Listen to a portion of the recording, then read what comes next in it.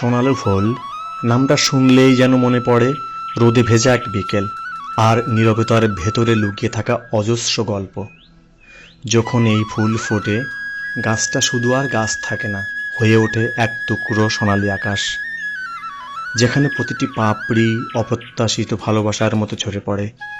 কেউ খেয়াল করে, কেউ করে না, তবুও সোনালু তার সৌন্দর্য লুকায় না কখনো, কারণ সে জানে সত্যিকারের সৌন্দর্য দেখানোর জন্য নয়, বরং তা অনুভব করার জন্য।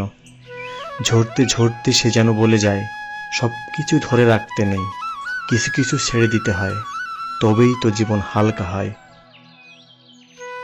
হয়তো এ কারণেই সোনালু ফুলের নিচে দাঁড়ালে মনে হয় হারিয়ে গেলেও কিছু একটা থেকে যায়, একটা অনুভূতি, একটা নরম স্মৃতি, আর একটু নিঃশব্দ ভালোবাসা।